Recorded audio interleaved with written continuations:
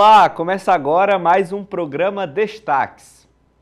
E o Complexo Hospitalar da Universidade Federal do Ceará ganhou novas instalações, um investimento superior a 9 milhões de reais. O equipamento, formado pelo Hospital Universitário Walter Cantídio e a Maternidade Escola Assis Chateaubriand, é gerido pelo Ministério da Educação. São 4 novos espaços que visam melhorar o complexo hospitalar da Universidade Federal do Ceará, em Fortaleza. A enfermaria das clínicas cirúrgicas foi entregue e agora soma 60 leitos ao Hospital Universitário Walter Cantídio. A maternidade escola Assis Chateaubriand também foi contemplada com melhorias. Segundo o Ministério da Educação, responsável pelo complexo hospitalar, o ambulatório materno-fetal agora tem mais capacidade de atendimento e conta com modernos equipamentos para exames de imagem. É um espaço mais humanizado, vai atender melhor e vai ajudar ao nosso complexo hospitalar a enfrentar o grave problema das filas por cirurgias que ocorrem em todo o Brasil. Em segundo lugar, a entrega do ambulatório de medicina fetal.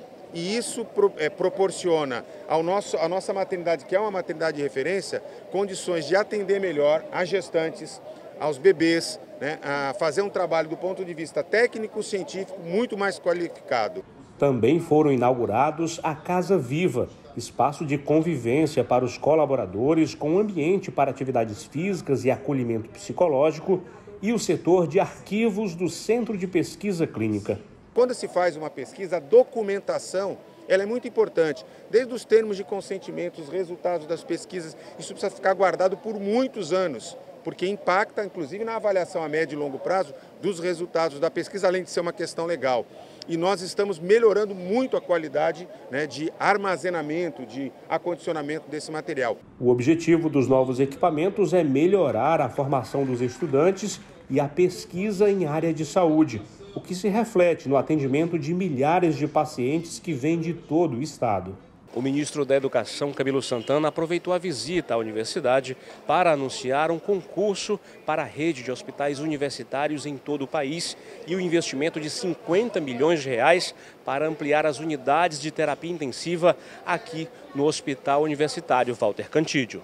E são várias obras de universidades espalhadas pelo Brasil inteiro que estão precisando não só de recursos para serem retomadas, recursos para serem concluídas.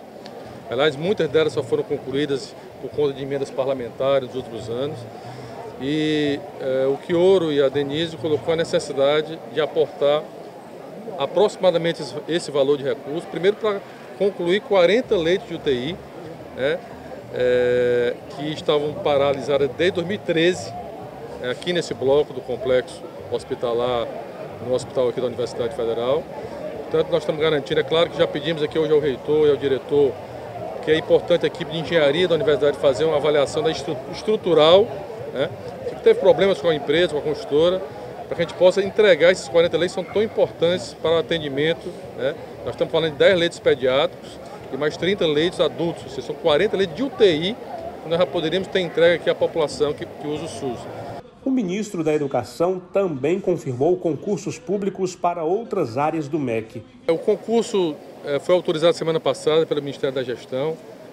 Serão mais de 400 vagas, serão vagas para gestores do Ministério da Educação, serão vagas para o FNDE, que é o Fundo Nacional da Educação, serão vagas para o INEP, serão vagas para a CAPES e também no segundo semestre a EBSER vai lançar, que são as vinculadas ligadas ao Ministério da Educação. É preciso oxigenar o quadro de servidores do Ministério da Educação. Portanto, esses concursos já foram anunciados. Em breve serão anunciadas as datas que serão celebrados esses concursos da educação em todo o Brasil. Fora os concursos das universidades e institutos federais que deverão estar sendo anunciados, que estão sendo anunciados. Relacionando educação, história, comunicação, arte, religiosidade, arquitetura e cultura, a Fundação Valdemar Alcântara lança nesta quinta-feira, a partir das 7 horas da noite, na sede da Fundação, 12 livros da coleção Estante Ceará. As obras retratam a cidade de Fortaleza e as faces diversas que ela possui.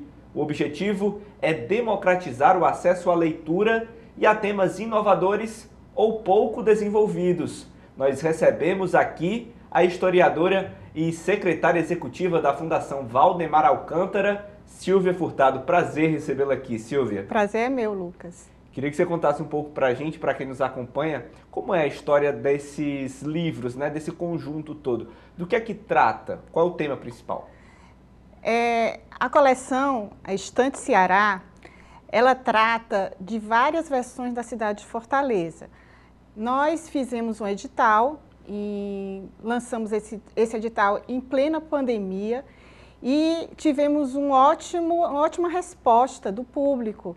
Tivemos 75 trabalhos inscritos e selecionamos 12. Todos esses trabalhos, eles vêm da academia, das universidades. São trabalhos já defendidos em bancas de doutorado e de mestrado e falam sobre Fortaleza. A temática, a nossa exigência era que os trabalhos falassem de Fortaleza nas suas mais, como você bem disse, nas suas mais variadas vertentes. Então, essa iniciativa é um processo que a Fundação está iniciando de aproximação de um público mais acadêmico, de uma leitura mais acadêmica, com o público geral. Por quê? Porque os livros, eles passam por uma adaptação, mesmo que essa adaptação seja leve, porque como eles vêm da academia, existe uma certa formalidade no tratar o assunto. A gente recomendou aos autores, fizemos algumas recomendações para tornar os trabalhos mais, digamos, palatáveis ao grande público, e como os temas são bastante interessantes, né, a nossa resposta agora, assim, na divulgação do lançamento, tem sido muito boa, certo? Então, nós temos trabalhos que falam do Titanzinho enquanto comunidade de surf, enquanto comunidade que se organiza, né, para poder, digamos assim, combater a especulação imobiliária, né? Nós temos trabalhos sobre o Riacho Pajeú, numa perspectiva muito inovadora, que a autora une essa degradação do Riacho Pajeú com uma arte de mídia, certo? Que eu recomendo que as pessoas leiam, tá? Nós temos trabalhos sobre educação na área da leitura, que a autora trata também das bibliotecas comunitárias, como as bibliotecas comunitárias, elas atuam nessa mediação de leitura. Temos trabalhos sobre os jardins residenciais projetados pelo urbanista e arquiteto Burle Marx. Temos trabalhos sobre a forma como um programa audiovisual do Cuca, ele estabelece relações e dá a oportunidade a jovens da periferia a exercer seu direito à comunicação. Esses temas, Silvia, eles conversam entre si, porque assim, são temas de trabalhos que foram inscritos para participar do projeto, e esses trabalhos conversam com a realidade, né, de forma a aproximar. Mas assim, eram trabalhos projetados para o projeto ou eram trabalhos já existentes que falavam de temas acadêmicos e foram adaptados? Não, esses trabalhos, nesse sentido que você está falando, de conversarem entre si, o que une os trabalhos realmente é esse diálogo com Fortaleza. Isso une os trabalhos, mas eles não foram pensados, né, para agir um articulado no outro, certo? Assim, e assim, o que eu acho é que, como a gente escreve, eu e Dora Freitas, que somos as editoras, a gente escreve na apresentação dos trabalhos, é que foi uma grata surpresa, porque a gente tem uma Fortaleza, tem alguns temas, digamos, até mais tradicionais, mas tem temas que geralmente não são abordados. E foi uma escolha muito boa, né, dos professores, né, da comissão julgadora, que nós convidamos para julgar os trabalhos. Nós tivemos o cuidado de, quando a gente recebeu os 75 inscritos, né, a gente verificar o conjunto de áreas, né, aí, assim, quais eram as áreas? Eram na área de meio ambiente, na área de educação, na área de comunicação, e a gente trouxe professores, né, que sabiam dessas áreas, eram professores, doutores, né, e eles foram que escolheram os trabalhos, certo? Então, a nossa orientação era que fossem trabalhos bons, né, que eles achassem que tinha esse diálogo com Fortaleza. E foi realmente uma escolha, posso dizer, pelo que nós acompanhamos, né, porque a gente não interferiu de jeito algum na seleção, foi uma escolha meio difícil, certo? Trabalhamos essa fase inicial em plena pandemia, demoramos realmente bastante, porque fomos atropelados por várias, né, várias configurações da realidade que se apresentou. Mas eu acho que foi uma escolha muito feliz dos professores que fizeram a seleção. Fala um pouquinho para a gente sobre o trabalho da Fundação Valdemar Alcântara. Como é que funciona o trabalho lá? A Fundação, esse ano de 2023, ela está fazendo 40 anos de atuação. A Fundação, ela teve o início lá na década de 80, né?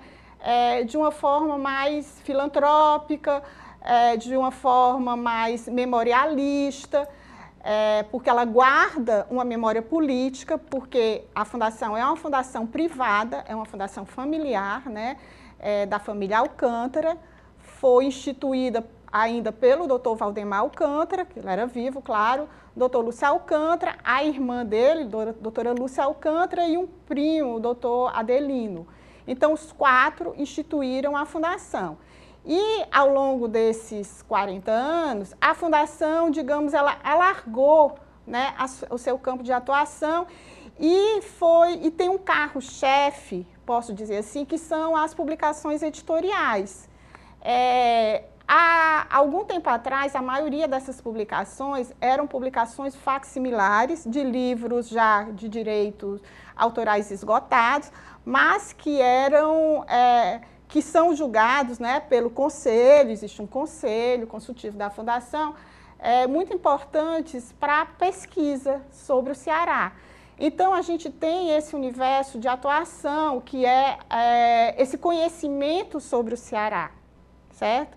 E aí a gente foi aos poucos, agora mais, digamos, recentemente, nos últimos 8 anos, alargando essas publicações editoriais, essa linha editorial, para as publicações inéditas. Uhum. Então, assim, essa experiência da Estante Ceará, ela já é mais ainda uma ampliação. A gente teve uma outra versão que não foi por edital, foram obras escolhidas, de 2 professores doutores também da universidade. E temos também o nosso livro dos mestres, que é um livro que é um grande catálogo e que comporta uma pesquisa etnográfica que fazemos sobre os mestres da cultura, certo?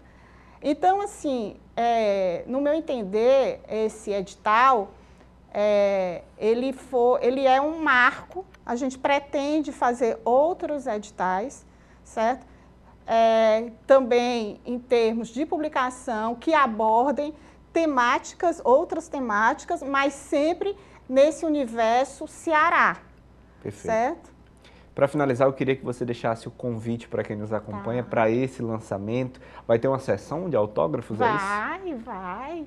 A gente está muito animado, os autores também estão muito satisfeitos. Eu convido a todos que se interessem pela temática Fortaleza para comparecerem hoje, 19 horas, à Fundação Valdemar Alcântara, que fica na rua Júlia Vasconcelos, número 100, ali no São João do Tauape. A fundação vai estar aberta ao público, não precisa convite formal, é só chegar, tá certo? Aguardo todos. Se alguém quiser saber mais detalhes antes de ir, basta acessar nosso Instagram, Fundação Valdemar Alcântara. Lá tem o Instagram está cobrindo todo esse processo da Estante Ceará. e o nosso site, que é fwa.org.br. A Prefeitura de Fortaleza apresentou novidades na área da saúde que impactam a rotina de pacientes de um bairro da cidade e também de usuários da rede municipal de postos e farmácias. Entre as entregas, um posto de saúde totalmente requalificado. A unidade atende moradores do bairro Luciano Cavalcante e é essencial para famílias que dependem do Sistema Único de Saúde. Eu estou muito feliz com a renovação, né? Tem mais de 40 anos que eu moro aqui, eu não tenho que me queixar do atendimento do posto. O posto de saúde Benedito Arthur de Carvalho conta com 5 equipes para as áreas de saúde da família e saúde bucal, além de novos espaços que devem melhorar o atendimento aos pacientes no dia a dia. O prefeito José Sarto também inaugurou uma farmácia Polo, que funciona dentro do posto. A farmácia Polo tem toda a linha de medicamentos que a prefeitura oferece. São 137 itens, aqueles itens de uso permanente, por exemplo, remédios para pressão, remédios para diabetes, remédios para saúde mental, todos eles são itens da farmácia Polo. E aqui nós temos estoque de todos esses itens para 60 dias. Essa é a 16ª unidade desse tipo de farmácia em Fortaleza. O número deve aumentar nos próximos meses. Uma outra novidade apresentada foi a atualização do aplicativo Mais Saúde, que agora permite que os pacientes acompanhem o estoque de 17 tipos de remédios nas unidades de saúde da cidade. Nós temos aqui a quantidade disponível por unidade. Na unidade Anastácio Magalhães, 3.920. Na unidade Perdigão Sampaio, 3.840. Na unidade Casimiro Filho, 3.130. A gente tem na Barra do Ceará. E a gente sempre dá uma margenzinha. O que está aqui visualizado em tempo real na telinha, a gente dá um desconto, a gente tem um adicional de 20% para não ter erro. Nas próximas semanas, outros postos de saúde devem ser entregues após reformas que fazem parte de um pacote de ações. Segundo a gestão municipal, 130 milhões de reais estão sendo investidos na pasta da saúde. A gente vai para um rápido intervalo e volta em instantes com mais destaques.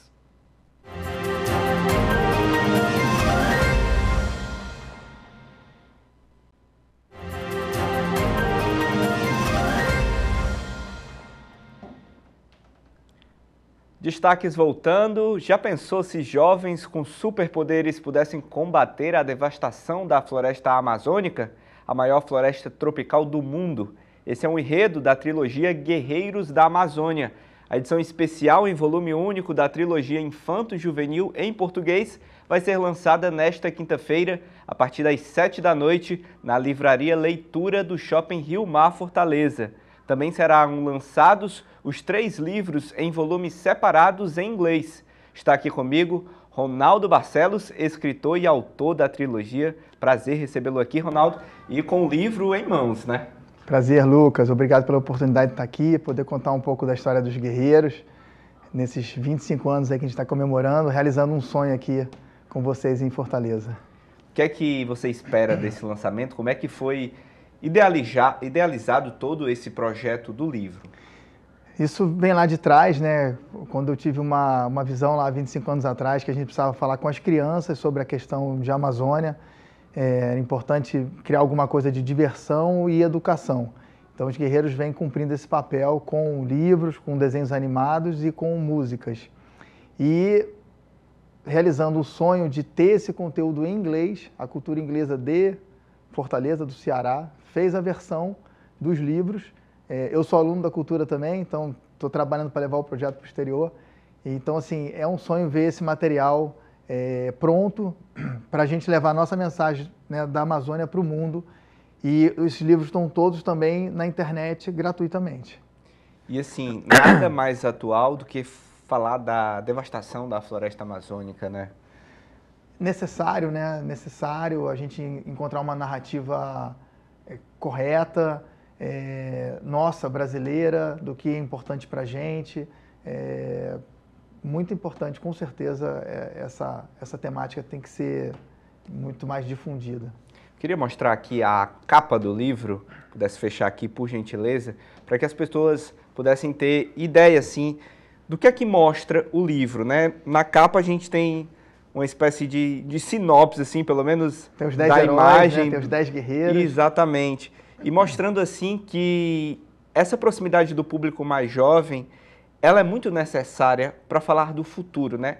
Daquilo que eles mesmos vão viver, sim, nos próximos anos, porque existe toda uma conexão, não só em relação ao contexto em que a gente vive, atual, de devastação, mas também daquilo que é necessário para a educação, né, Ronaldo? Exatamente, exatamente. Eu acho que no contexto da educação, hoje, um cidadão que não consegue se comunicar bem, não ler, não escreve bem, não se expressa bem, ele vai ter muita dificuldade de vencer na vida, independente da profissão dele, até da técnica que ele tenha. Então, tem que saber se comunicar, tem que ler, né? E a criançada hoje está se afastando um pouco da leitura em função da rede social, dos games e tal. E com relação à Amazônia, a gente tentar aproximar a Amazônia, né, o meio ambiente do coração das crianças, porque também você não consegue defender algo que você não conhece ou que você não ama. Então é importante essa conexão que o mundo, né, o mundo foi para as cidades e esqueceu um pouco das áreas rurais. Então acho que os guerreiros fazem essa brincadeira, esse resgate de trabalhar essa temática.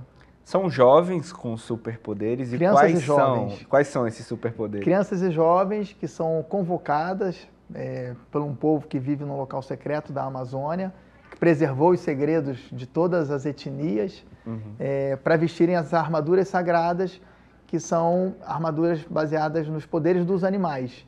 Então tem a onça, tem o boto, tem a arara, tem o peixe-boi. Então a gente arrumou o trabalho aí para 10 heróis para começar. No futuro poderão vir mais, mas tem 10 heróis 10 animais, né, que representam bem a região. E com isso a gente vai produzindo conteúdo e assim, desde 2012 a gente criou um projeto próprio nosso chamado Missão Mais Educação. Então, eu e outros autores, a gente decidiu doar o conteúdo na internet. Então, no nosso site tem os livros, tem os desenhos e tem as músicas. Então, para todas as crianças, escolas, podem utilizar o nosso material. Tem a venda também, para quem puder comprar, mas está lá para quem precisar baixar. E essa tem sido a nossa batalha. Visitar as escolas, tentar sensibilizar a secretaria. Públicas, principalmente, né? Não, praticamente a gente só vai nas públicas, tentar sensibilizar as secretarias de educação do município, do estado, para que utilizem o nosso material, porque a Amazônia ela tá dentro do conteúdo escolar, né?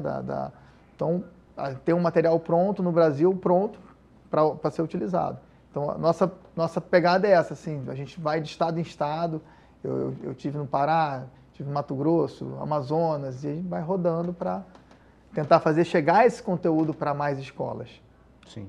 E você percebe que o alcance ele pode ser amplificado conversando com as escolas, com os adolescentes, há um interesse deles? Total, a gente acabou de vir de uma escola aqui, Maria Zélia, tinham lá, sei lá, 150 crianças, vários professores.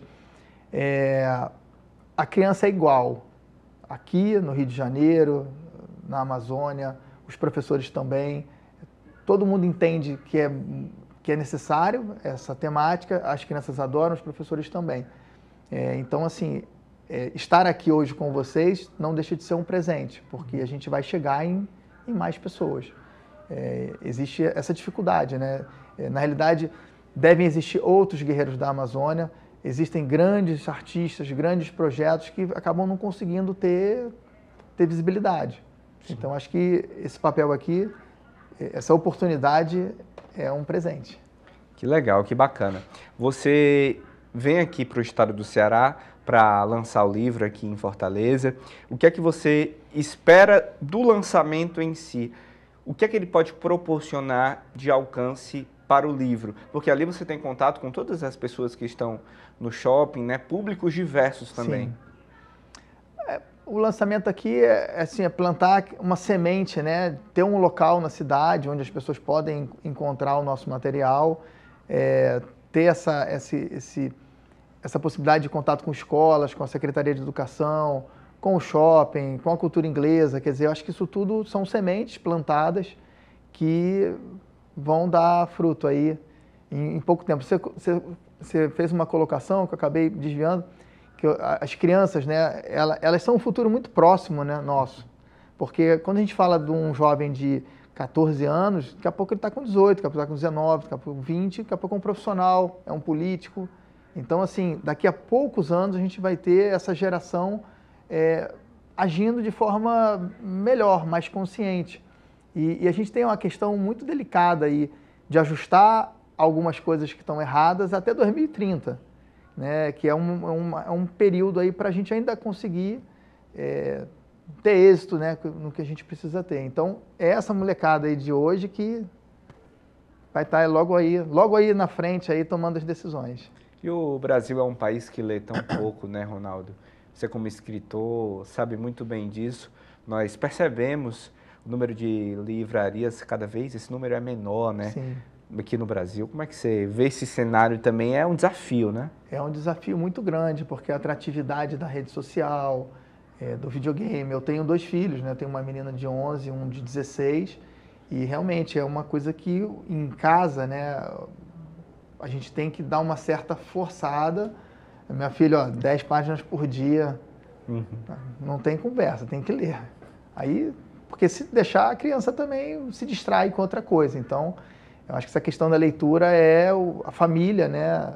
Não só a escola. O hábito da leitura não dá para jogar essa responsabilidade para a escola. O hábito da leitura é em casa. 10 páginas por dia são 15 minutinhos ali, antes de dormir, tem que ler. Que aí vai gostando. Aí tem um livro que é ruim, outro é bom, uma hora que pega o gosto pela leitura, que é uma coisa maravilhosa, né? Você entra naquele mundo do livro e você viaja, né? Então, os benefícios cognitivos, de interesse social, são benefícios muito que tem muita prospecção para a vida dessas pessoas, né? Para o desenvolvimento, para a capacidade profissional. Isso influencia muito também, né? Com certeza. Não tem outra forma, né, da gente ampliar o nosso conhecimento, ampliar a nossa forma de comunicação, se não for pela leitura. Não tem jeito. Ler, escrever e se comunicar, se expressar, né? Então, o que acontece é que quem lê pouco, geralmente a maioria das pessoas são tímidas.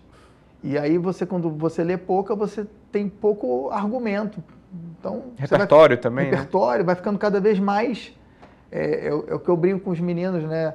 Tem que levantar a cabeça, tem que levar a autoestima. E a pessoa que não tem ali ele fica preso, ele não consegue se expressar, e isso vai influenciar na vida dele, no relacionamento com outras pessoas, na profissão, na escola. Então, realmente a leitura, eu acho que é muito difícil um jovem que só usa rede social ou só não lê, ele vai ter alguma dificuldade ali de se comunicar. Ronaldo, falando um pouco do enredo, da história que vai ser contada, que é contada no livro, o que você espera, como é que você espera que a história interesse esses jovens, né? Eu digo assim, há muitas viradas dentro do enredo, da história, isso vai cativando esse jovem e essa criança que está lendo? Sim, porque é uma história fantástica, de ficção, com uma certa modelagem, né, internacional dos super-heróis americanos, japoneses, que eles fazem os roteiros realmente sensacionais, né? A velha ainda continua gostando dos filmes, né? Volta e meia a gente vai assistir um filme aí de super-herói e as histórias são bacanas, as lições são legais, né? Desculpa interrompê-lo, e essas histórias dos super-heróis dos filmes começam na leitura, né? Sim. Começam sempre nos livros. Sempre, começaram lá na HQ, né? E aí foram evoluindo. Toda a base do argumento sempre veio de um livro, né? Veio de um teatro, veio de um livro, quer dizer, aquela questão inicial. Então, assim, dentro de um conteúdo lúdico, foi por isso que eu demorei quase 12 anos para escrever os livros, porque foi difícil colocar o conteúdo educacional dentro sem que a história ficasse chata. Mas eu acho que com os elementos que a gente criou e com as viradas, como você falou, tem dado certo. O livro tem um foco para crianças de 9 a 12 anos, mas eu brinco que são para crianças de todas as idades, que tem vários níveis de entendimento do que a gente coloca ali, né, misturado com filosofia, com romance, então é legal. Sempre dá um jeitinho, né? Os capítulos conversam entre si, como é que funciona? São independentes? Precisa ler a história em ordem cronológica? Como é que faz para a leitura ser ainda mais gostosa de se fazer? Melhor ler em ordem cronológica. Ele tem um início, a origem dos guerreiros, tem um meio, onde os guerreiros são convocados, né? Essas crianças são chamadas, né, para vestirem as armaduras, mas não tem um fim, porque no fim surgem os 10 heróis e eles passam a trabalhar no combate dos vilões, aí, da ilegalidade, né, do que a gente tem. Isso é uma coisa muito importante, né? O que a gente precisa combater na Amazônia, na verdade, no nosso país, é quem age fora da lei. Quem age fora da lei, à margem, né? À margem da lei. E isso é que precisa ser combatido. Então, eles combatem esses indivíduos, né?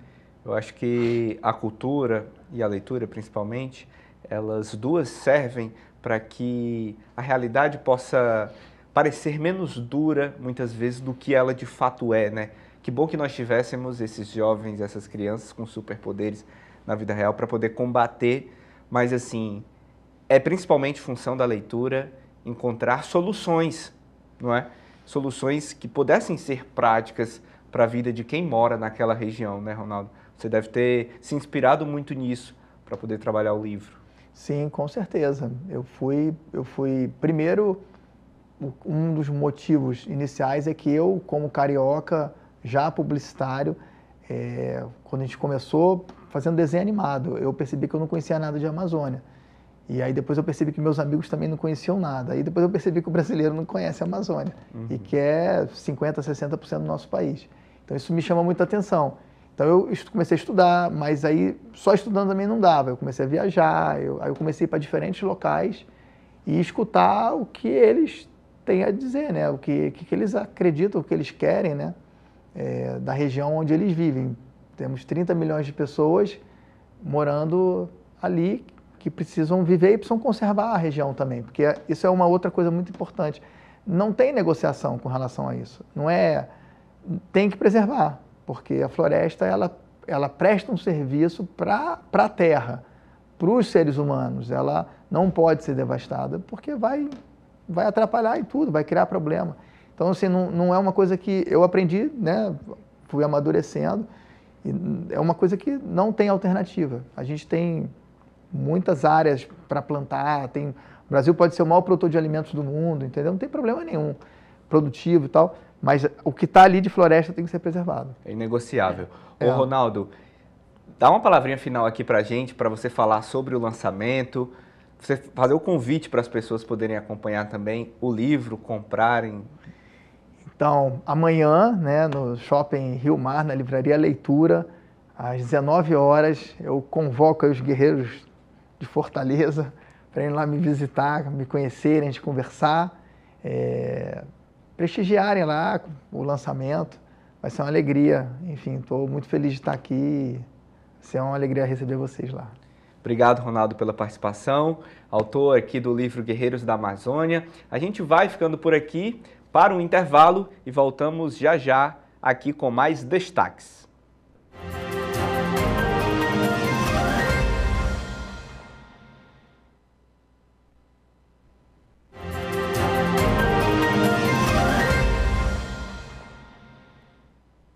Destaques voltando para falar da palestra de Ciro Gomes na sede da Ordem dos Advogados do Brasil, aqui em Fortaleza. O ex-ministro falou sobre um dos assuntos de maior interesse do brasileiro. O político destacou o tema segurança pública e seus desafios na gestão governamental. Para ele, um dos grandes problemas do país hoje é a atuação de facções criminosas. Hoje o nosso povo está submetido a um regime de terror, né, dominado por facções criminosas que dizem da vida e da morte dos jovens aqui.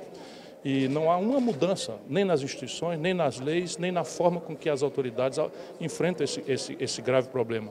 Isso se reflete no orçamento, que é ridículo, eu dei os números aqui, se reflete no atraso tecnológico. Hoje em dia você tem tecnologia de inteligência policial extremamente disponíveis para você mudar. Por quê? Porque os políticos, na verdade, não estão nem aí para a vida do povo.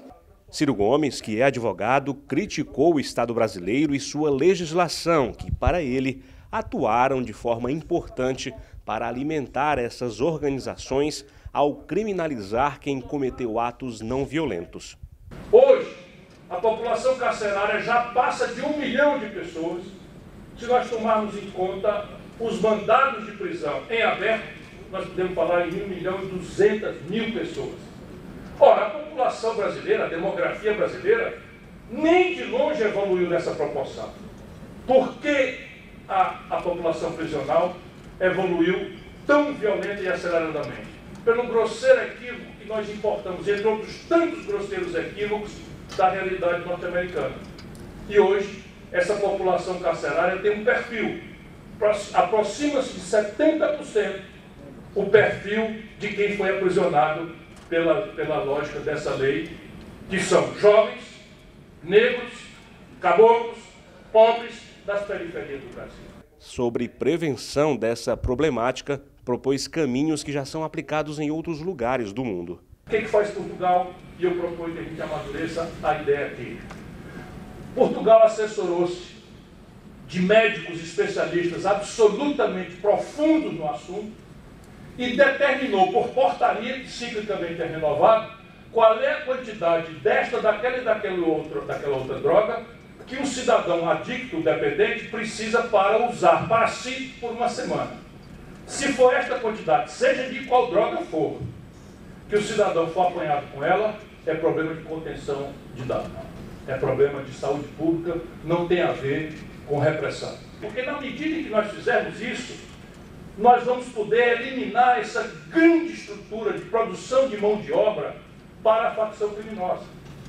Nós vamos eliminar uma injustiça que se copiou dos Estados Unidos, que é na prática concretamente a burguesia usando o aparelho do Estado e a sua legislação para o processo de contenção das contradições, da miséria, da pobreza, que certamente vão se desdobrar na violência e cada vez mais na violência organizada. Por fim, disse que o sistema representativo brasileiro, do jeito que está, não vai mudar a situação da segurança pública. Hoje eu vejo com grande ceticismo. Grande ceticismo. Por quê? Porque não tem essa atitude do líder. A nossa liderança do Brasil e do Ceará, sim, eu não estou me botando fora. Eu fui conselheiro próximo de todos os governadores que andaram por aí. Meio que nada. Cansei de falar isso que eu falei para vocês, para todos eles. Para todos eles. Mas assim, motim na polícia, eu recomendei, prende e expulsa. Assim, não, fizeram acordo, acertaram, não sei igual no que deu. Infelizmente, motim é motim. Ou prende e expulsa. Aí hoje tem o júri do Curió. Porra, os caras saíram e mataram garotos, pegaram o menino dentro de uma instituição socioeducativa, tiraram o menino de dentro e meteram um tiro na cabeça do cara. E as autoridades, sabe, passando a mão na cabeça. Enfim, eu estou demodê. Você sabia que 90% das empresas brasileiras possuem perfil familiar? Ao mesmo tempo que respondem por 75% da mão de obra do país, respondem por mais da metade do produto interno bruto do Brasil. Fortaleza cedia então, nos próximos dias 29 e 30 deste mês, o primeiro Fórum das Famílias Empresárias. Quem vai explicar mais para a gente sobre o encontro é Rafael Saldanha, sócio da RS Governance, que organiza o evento. Prazer recebê-lo, Rafael. Um prazer. Queria que você falasse um pouco sobre esse evento, como é que vai funcionar? O encontro tem o objetivo de juntar, de agregar essas famílias que têm empresas, né? Famílias de empresários com caráter familiar. Exato, exato. E para todos os tamanhos. Eu acho que isso é uma coisa que deve se dizer logo de entrada, que não é um assunto para a empresa grande, é um assunto para a empresa que tem família. Então, seja ela pequena, seja mediana ou de grande porte, todos eles vão viver em alguma medida conflitos comuns nesse relacionamento, nesses âmbitos de família e empresa que são naturais de toda essa relação, né?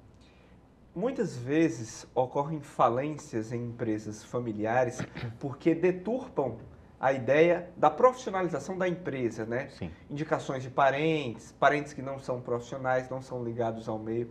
Quais são os principais problemas que você avalia que existem em empresas familiares? Olha, são diversos. Esse que você falou certamente é um deles, que a gente tem até um nome um pouco forte para isso, que é a ideia do nepotismo, né? Que é o crivo de que quem trabalha na empresa é um crivo subjetivo e não objetivo com relação a competências, a capacidades, né? Então, esse é um problema. Mas conflitos internos na família, aqui é que é um ponto. Às vezes a empresa vai bem, mas quando há uma natureza de gestão familiar, conflito na família é levado para a empresa. Um divórcio, um desacerto entre irmãos, um conflito um pouco mais grave, que muitas vezes se leva por anos entre pais e filhos, né? Então, e essa relação é vice-versa também. Às vezes um problema na empresa, como uma falência, também abala uma família, faz ela se distanciar. Então, são diversos problemas, geralmente relacionados a decisões subjetivas. Por quê? Porque são instituições diferentes mesmo. A família não se guia por uma meritocracia, por exemplo, que é muito mais natural isso numa empresa. Não se abandona um pai ou um filho porque ele não é competente. Você o ama, e esse é o natural, indistintamente e independentemente de qualquer coisa. Inclusive, nas famílias se aguentam muitas coisas. Às vezes é um problema de droga, às vezes é, enfim, um certo tipo de vício, com mentira, com uma série de coisas, infidelidades. A família tem aquela natureza de aguentar. Na empresa, já não se aguenta tanto desaforo assim, né? Então, são instituições que se guiam com valores distintos, e é importante que a família tenha essa habilidade de separar as coisas. O que é típico da família e ser tratado naquela família, e o que é típico da empresa e como se deve ser tratado nessa empresa, né? Porque as famílias brasileiras, as famílias empresárias, são tão brasileiras? Parece ser uma característica nossa também? Isso é uma característica mundial em menor grau, vamos dizer assim. No mundo são 70%, no Brasil 90%. É uma certa característica um tanto ibérica, mas veja, na Alemanha também são 90%.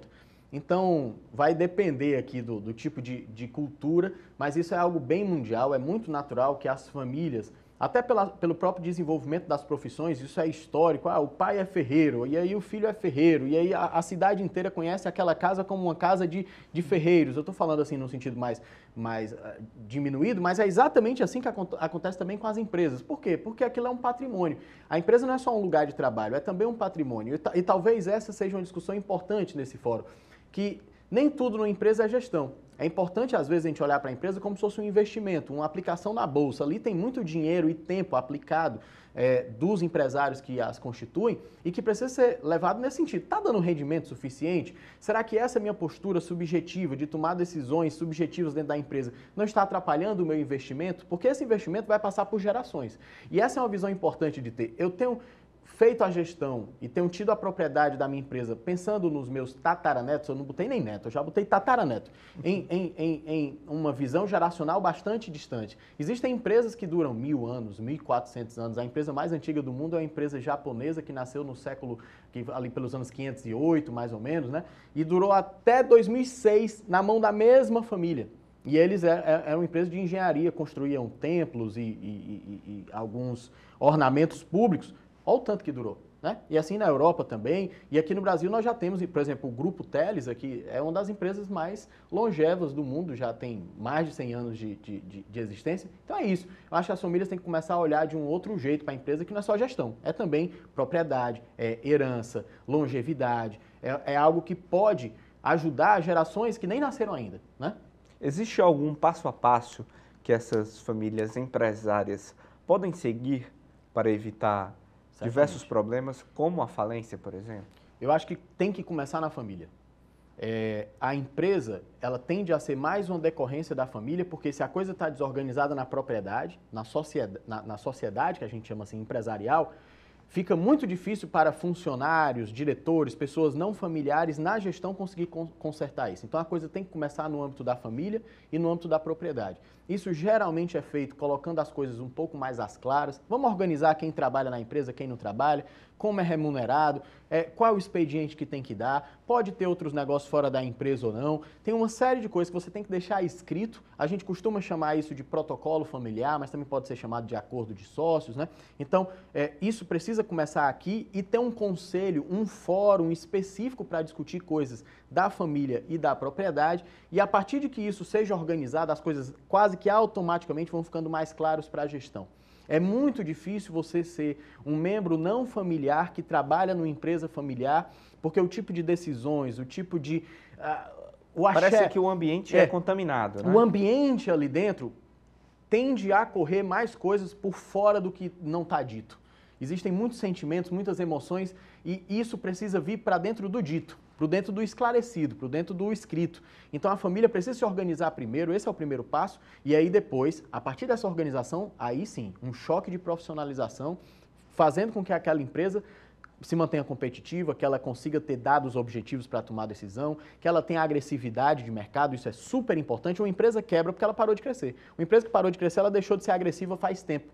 Ela não está tomando decisões objetivas, ela não está analisando o mercado onde ela está, ela não está tendo um compromisso também com legalidade, com honrar dívidas, com gerir bem seus clientes e fornecedores. Então, isso aqui é uma profissionalização da gestão, mas começa na família, começa na propriedade, sem dúvida. É difícil também quando você tem uma empresa que ela é rodeada de familiares, principalmente nos cargos de gestão, né? Sim. Quando os não familiares não estão em posição de superioridade dentro da empresa, né? Exato, exato. E aqui a gente vem, aqui é um conflito até um tanto mais complicado, porque eu vou misturar duas coisas perigosas, que é a propriedade e a gestão. Muitas vezes esses familiares estão na gestão e também estão na propriedade, ou seja, tem um poder danado, né? Então, é aqui onde está, se essa pessoa que é meu diretor comercial e é meu irmão e também é dono, se não fosse ele proprietário, se fosse um diretor comercial contratado no mercado, que eu fosse pagar um valor para ele, vamos dizer aqui, de 15, 10, 20 mil reais, como que eu iria cobrá-lo? Será que eu iria cobrá-lo do mesmo jeito? Ou será que eu iria ser muito mais rigoroso com que ele cumprisse metas, com que ele tivesse metas agressivas, que ele não me desse desculpas de por que ele não bateu a meta, que ele não me desse desculpas de por que ele foi pouco ousado? Então, essa é uma pergunta. Será que nós, enquanto diretores de uma empresa, ainda que sejamos todos familiares, estamos nos tratando como familiares ou como diretores? Né? Sim. Quando é meu filho, será que eu teria coragem de dar uma chegada, uma prensa mais firme, né? Fazendo uma analogia, as relações pessoalizadas dentro das empresas também, não necessariamente relações familiares, relações pessoalizadas também prejudicam demais o andamento das instituições, né? Nós vemos isso, por exemplo, nos clubes de futebol, Sim. que muitas vezes não são profissionalizados, Sim. não têm gestões profissionalizadas. Não são ligados a famílias, mas Sim. são ligados a indicações, caráter pessoal, de relações construídas, né? Eu acho que toda instituição tem que estar preocupada com cumprir um empenho, a melhor decisão possível. Ou seja, é desde a informação que vem e que o motivo seja sempre baseado no estou tomando a melhor decisão para a instituição. Esse controle tem até um nome para isso, é exatamente com que a gente trabalha e esse é o foco do evento. Governança corporativa. A governança corporativa, em um resumo muito claro e didático, são uma série de ferramentas, mecanismos e controles para que as tomadas de decisão dentro de uma instituição sejam tomadas no melhor possível para ela. E não para as pessoas que as rodeiam, para agentes externos, para que não haja conflito de interesse. É a melhor decisão para aquela instituição. Então, esse é o nome, esse é o exercício da prática de gestão, que é uma coisa, inclusive, que define a própria gestão, é a governança corporativa, né? Então, são essas ferramentas, esses mecanismos e controles para garantir que a tomada de decisão seja a melhor possível para a instituição. Fala um pouco da programação do seminário. Quem é que vai vir palestrar? Como é que serão essas conversas? Olha, a gente quis oxigenar o ambiente aqui do Ceará, o ambiente de Fortaleza. O nosso foco de comunicação é bastante Nordeste. Esses são assuntos um pouco mais típicos, inclusive indevidamente mais típicos da região Sudeste. Eu acho que o Nordeste precisa falar mais disso e é inevitável, vai se falar mais disso. Então, o que a gente fez? A gente tentou trazer, primeiro, instituições que já são validadas no país nesses temas. Então, vamos ter representantes do IBGC, que é o Instituto Brasileiro de Governança Corporativa, da Fundação Dom Cabral, da Cambridge, que é uma das empresas mais consolidadas em consultorias para famílias no mundo inteiro. Então, estão vindo para cá também. E do IES Business, que é a segunda maior escola de negócios do mundo. Então, nós vamos ter representantes dessas 4 instituições, além de fundadores de empresa, executivos de empresa, conselheiros de empresas familiares, não só gente de fora, a maior parte sim, mas também muita gente daqui, até para que o mercado local conheça bons nomes que já podem ajudá-los daqui, né? Mas a gente faz então essa miscelânea de conhecimentos que vêm de fora, conhecimentos que já estão aqui, divididos em 6 blocos. A gente imaginou o seguinte: se uma família empresária decide se organizar, para onde ela deve olhar? São para 6 lugares. Então, no primeiro dia, vão ter 3 blocos. O primeiro sobre família, família mesmo, aspectos psicológicos, aspectos sociais, trajetórias individuais. O segundo bloco vai ser governança e gestão, na veia. E no terceiro, um bloco jurídico para falar sobre patrimônio, sobre sociedade, sobre tributação. Então esse é o primeiro dia. E nesse último dia nós vamos ter um bloco de network e integração na Brava Wine do Iguatemi. O restaurante será fechado para que os participantes possam ter esse momento de se conhecer e trocar ali ideias, né? No último dia, que é a sexta-feira, o dia 30, nós vamos ter mais 3 blocos. Começa com a parte de investimentos. Como é que uma família lida com o seu capital, com a sua liquidez, com seus investimentos do melhor modo, desde imóveis, empresas, veículos, enfim, de um modo geral, como é que essa família se organiza patrimonialmente. O segundo bloco deste segundo dia vai ser sobre sucessão. Acho que esse é um dos assuntos mais esperados nessas situações, porque um dos principais desafios da família empresária, assim visto, é a sucessão. 90% das empresas brasileiras realmente são de empresas familiares, mas só 30% chega à segunda geração e só 5% à terceira. Então é óbvio que sucessão não é uma coisa que a gente está sabendo fazer bem, né? E aí o último bloco vai ser sobre responsabilidade social e filantropia. Então a gente fecha como sendo esses assuntos que a gente considera de extrema relevância para toda empresa e para toda família, sobretudo, para falar de legado, para falar de propósito, para ter essa responsabilidade social, porque um conflito de família não é só um conflito de família quando afeta a empresa, são funcionários, são pessoas que dependem daquele trabalho, são clientes que gostam daquele produto ou poderiam ter um produto ainda melhor, enfim, é o próprio governo que também tem expectativas quanto àquele comportamento, então, e também a própria família. Um local onde há menos conflitos, há menos divórcio, há menos desavenças, os natais são mais felizes. Então, isso aqui tem uma repercussão, obviamente, social muito grande. Repete pra gente, para finalizar, quando e onde acontece o seminário? Ele vai acontecer no Hotel Gramareiro, na Praia do Futuro, nos dias 29 e 30 agora, deste mês de junho, quinta e sexta-feira próxima. Dia todo, é uma imersão mesmo, a gente entra lá às 9 e sai às 18, na quinta-feira sai até mais tarde porque temos que ir pro Brava Wine, e na sexta-feira a mesma coisa, das 9 às 18. A gente agradece a participação então do Rafael Saldanha, da RS Governance. A gente fica por aqui com os destaques, obrigado pela sua companhia e até o próximo programa.